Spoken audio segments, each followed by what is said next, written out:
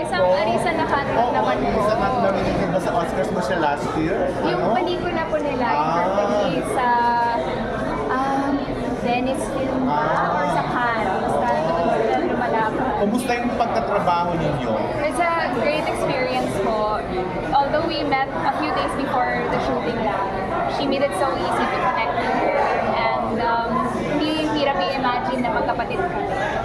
And she's such a generous actor, so it was really a great experience. Pero puring-puri ka rin ni Direk dito. Sobrang galing mo raw. Ano sabi mo naman? That's really yung guidance po ni Direk Dan tsaka ni Direk Jaime. Anything that they put their minds to, they really are able to create a great film, tell great stories. So I have to give the credit to them din kasi sila talaga yung nag-guide sa akin. Kumusta yung experience mo last year with Gitling compared na na-nominate ka sa Gawa Dorian compared to this year na ito ka na naman, may panlaban ka na naman kasi ni Malaya. Ito na naman po, kasama ko naman yung mga hapo. Oo nga pala, no? Pero hindi ko naman po makakompare kasi both experiences Iba-iba. were different. And parehas silang special for me for different reasons. So, but it's always nice to come home to Cinemalaya kasi it feels like a reunion with friends with the press and of course in the industry as well. Pero this one is entirely shot in Japan, Yes, unlike po. yung Gitling na dito lang sa Sa Bacolod, Pilipino. yes, po. So, kumusta yung experience ng pag-shoot mo sa Japan and working with mga, siyempre may mga Japanese crew Yes, doon. oo. Nakakaiba yung experience na to kasi mixed yung crew and yung cast na all Filipino. So nakakatuwa kasi kahit na hindi kami nagkakaintindihan all the time, nakabuild kami ng community and nakapag-connect pa rin kami kasi we really love the material and we wanted to give our best. So nakabuild kami ng family. Pinaka-challenging is Yung buong nature ko kasi ng film, yung grief, so mahirap talaga siya. Someone who has dealt with it in her personal life, mahirap lang because I had to revisit my own,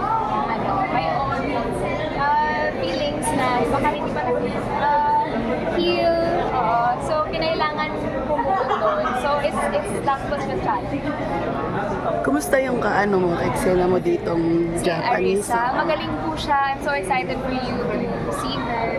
Sobrang husay niya and yung nga po sinasabi kong sobrang generous niya as an actor. So, hindi mahirap to share a scene with her. Parang pang international film fest daw ito sabi ko ni Brian. Wow! Pwede kila. Sana naman. I think we're happy to bring the film to wherever it's meant to go. So, if it's to Japan or worldwide, why not? We'd be happy to share it with a bigger audience. saan ka Well, nung nabasa ko po siya, medyo tumago siya sa akin kasi may sister din ako. And the film is about your sisters going through the loss of their father together. And that's something that I've experienced with my own sister. So, siguro yung loss the death of their father. and then ikaw na Yes. Gabi, nag-audition ka ba dito? Hindi po.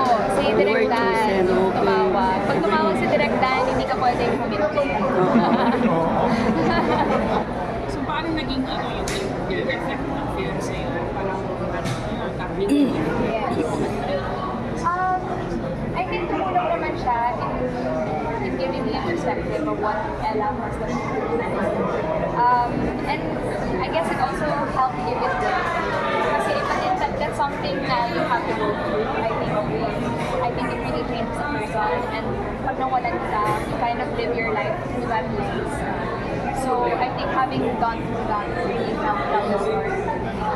what can you teach about I think what this film can teach you about grief is that sometimes when you feel like you're alone in the darkness, stumbling kasi wala kang kasama, there's someone in the darkness stumbling as well. And when you hold on to that person and when you connect with them, you have hope and you find healing together. And that's the story of Bonabat. Gabi, what can viewers expect to feel super heavy? Para siyang, for me kasi, I feel like, well, hopefully, para siyang catharsis. Kasi, susama ka sa kanila through their pain and through their struggle, and then hopefully, aahon tayo together. Hopefully. So, yun po, healing and catharsis. So, kailan pa yung nawalan ka rin? 2 years ago po. nandun pa rin siya, talaga yung ginawa Oo wala. naman po. Stages kasi of grief Of daw eh. course. Hindi naman linear yung feeling. So even on days na feeling mo okay ka na, all of a sudden hindi pala. And I feel like this film also helped me process my own feelings about loss. Kaya siya naging fulfilling and meaningful. Pero di ba ang hirap nun na parang binalikan mo yung nakasakit sa'yo? Opo. And then eto ka na naman. Yes, pero I was so lucky because yung team ko sobrang supportive.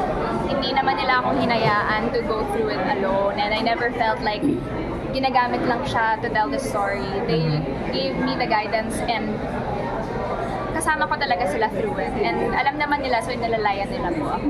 So nakatulong yung para ano mo yung sarili mo, makawala doon. Yes po. Yes, kasi minsan mahirap bumalik. Oo. So, tinulungan talaga ako ni Direk. Kasi si Direk Dan especially, sanay na siya sa ganito. Hindi lang sa loss, but like sa difficult feelings na kinailangan niya talaga akong tumulong.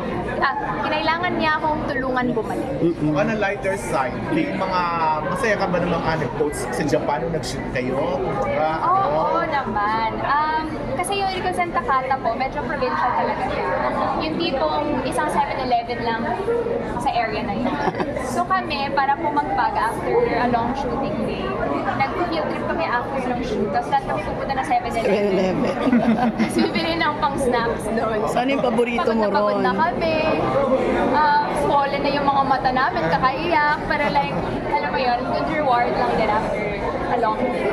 So anong paborito mo kinukuha sa 7-Eleven? Ayun, syempre yung onigiri, di ba?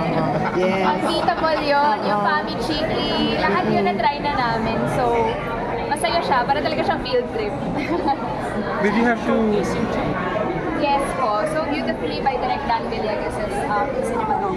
Pero anong relationship mo sa Japan? Favorite mo? As Oh, me, yeah.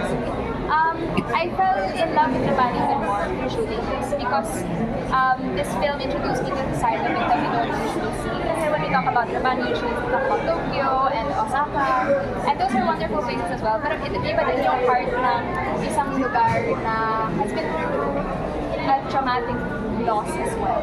So, we really fell in love with Rikusen Takata and the community and the Filipino community who have been there and who have also survived the disaster. So, One last question na lang po bago Thank you! or nahirapan ka ba because you may have to have like Japanese lines in the mix? In relation po to Gitling, konti lang yung Japanese lines ko dito. Yes, of And course. yung character ko dito, hindi siya marunong mag-Japan, mag-Nihongo. So, alright. okay lang, hindi siya as challenging. Iba lang yung challenges niya. Yes. So everything will have like a subtitle na. Yes po, yes po. lahat ng best actress nung ganap mo. Oo. Hindi ko pa po siya iniisip. Hindi ko iniisip yun. Ngayon, masaya lang ako na masashare na namin siya with an audience. But what if you did win the Best Actress trophy? If I did, I mean, that would be so surreal. But I know that if it happens, it's really an award I share with the whole team because it was something that took a village. Do you intend to watch all the entries? I really want to po, especially mga shorts. Gusto ko din siya mapanood kung kaya na schedule. Later na lang po ulit. Thank you. Picture na lang. Thank you.